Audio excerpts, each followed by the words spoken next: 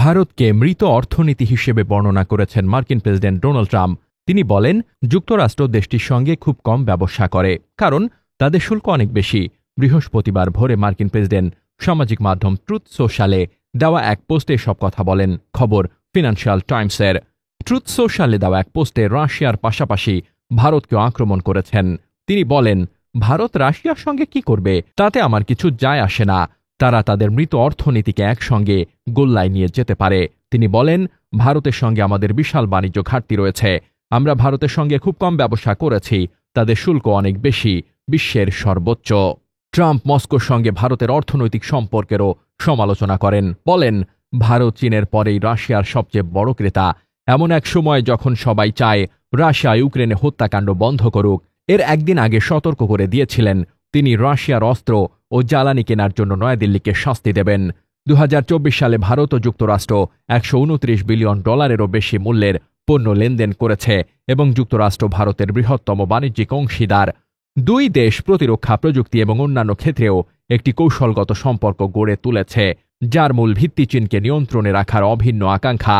চীনের পরে নয়াদিল্লি রাশিয়ার তেলের দ্বিতীয় বৃহত্তম ক্রেতা।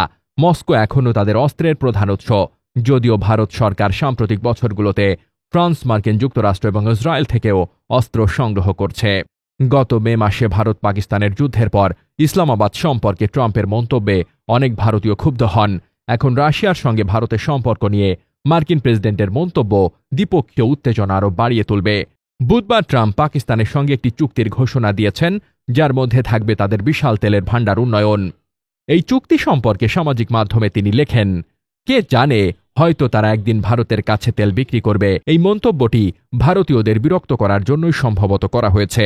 বুধবার ভারত থেকে আমদানি করা পণ্যে 25% শুল্ক আরোপের ঘোষণা দেন মার্কিন প্রেসিডেন্ট ডোনাল্ড ট্রাম্প। আগামী 1 আগস্ট থেকে এ শুল্ক কার্যকর হবে। বুধবার ট্রাম্প নিজের মালিকানাধীন সামাজিক যোগাযোগ মাধ্যম ট্রুথ সোশ্যালে দেওয়া এক পোস্টে লেখেন, ভারত আমাদের বন্ধু হলেও তাদের শুল্ক বিশ্বের সর্বোচ্চ এবং বাণিজ্য করা কঠিন। শুল্ক ঘোষণার পরপরই ভারতের রুপি ডলারের বিপরীতে দুর্বল হয়ে পড়েছে।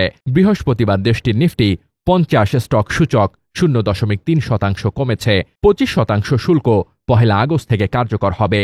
তবে ভারতীয় কর্মকর্তারা ওয়াশিংটনের এই পদক্ষেপ সম্পর্কে অবহিত করে আনুষ্ঠানিকভাবে কোনো চিঠি পাওয়ার বিষয়টি নিশ্চিত করেননি।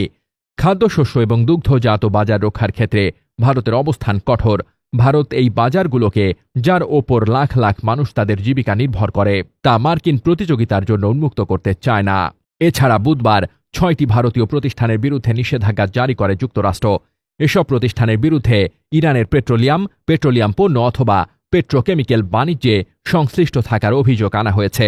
এক বিবৃতিতে মার্কিন পররাষ্ট্র দপ্তর একথা জানায়।